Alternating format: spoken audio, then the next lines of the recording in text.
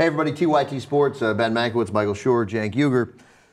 As everybody knows, ESPN anchor Stuart Scott died yesterday, a long fight with cancer. He was just 49 years old, 2 daughters. I thought it was important for us to talk briefly about him. The television world and the web has been inundated with tributes to Stuart Scott. But I think I'm a good guy to give when I didn't know Stuart Scott, because I really did not like him when he arrived at ESPN. I didn't like the catchphrases. I thought, you know, I am hung up, as everybody who pays any attention to what I'm saying, so that's really no one. I'm hung up on authenticity, and that struck me as a guy trying too hard to be cool and hip, and I hated every second of it. I hated ESPN2, which was the X-Gamings of sports highlights. And then it turned out that I was just completely wrong, because the more time you spent with Stuart Scott, the more you came to recognize that he is exactly the thing that I want. The thing that I thought was fake was what made him him, and he was himself. And that is so rare in a world, and even at ESPN now, in a world of incredible sameness in broadcasting, of people who aren't there to tell stories, but people who are there to play the part of a person on TV. I think 90 or 95% of the people on TV are playing the part of someone on TV, and they're not storytelling. And it turns out Stuart Scott was storytelling in his way, in this genuine, authentic way, and it's a really tough loss, obviously, for the people who cared about him, but also for the people who loved sort of that kind of quality and that kind of personality, and again, that kind of authenticity and storytelling in broadcasting. I liked him from the get-go. I didn't sense that the same thing that you did. I liked that he was brash and doing it his way. Now, I'm going to be honest too, though. People have been saying he was the pioneer in that. Let's just be honest and say he was one of the pioneers in that. Chris Berman, Dan Patrick, Keith Olbermann, even Craig Kilborn, right? Yeah, but I think they're saying, and also I know because he's African American and he did it his way as well, but right? I mean, he used like hip hop references. I mean, those guys weren't using.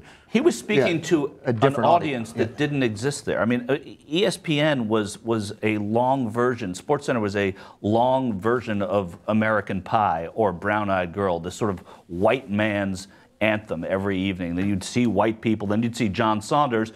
But he covered hockey too, you know. And he was Canadian, Yeah. and so there was that absence there. So we wouldn't have recognized that, but he was speaking to an audience that SportsCenter wasn't speaking to, and that changed the whole dynamic of that show. But you can't have Stuart Scott without Natron, Chris Berman saying Natron means business, and you know, and all the things leading up to it. I'm just trying to give credit to ESPN for bringing people like Stuart Scott into it, and so the management there deserves a world of credit for recognizing his talent, recognizing his authenticity, and bringing him into that stable of great anchors, and not trying to make him into something that fit a more standard ESPN look. And I don't mean his color, I mean just the way they presented it, because now my, I think, legitimate criticism of ESPN is I barely know who anybody is unless they're the old guys. There is here I am on TV, doing it well, doing it professionally, but I am playing the part of somebody on TV. In their style, too. Although, you know, I watched an entire SportsCenter for the first time recently, because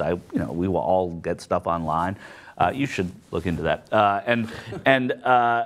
I used to watch it religiously. I mean, you all know, if you were at a bar or you were at a restaurant or wherever you were, you had to get home for X SportsCenter, or else I got to wait till 2 a.m.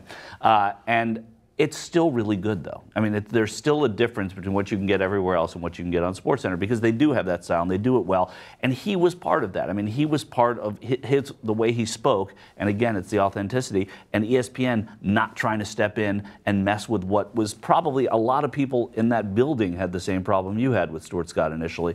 And it flourished. And therein you see a lot of people who came up. Keyshawn Johnson, Chris Carter were talking about it. There's athletes who were trying to become broadcasters and how much he meant to them. So he was speaking to an audience that did not exist for that. Imitation is the sincerest form of flattery. That's an old saying, of course, and that's true in this case, because now Stuart Scott went from this guy who was a maverick in a lot of ways to the standard bearer. Now everybody wants to be the next Stuart Scott. And that's the And if you've had a career where everybody wants to be the next you've had an excellent career.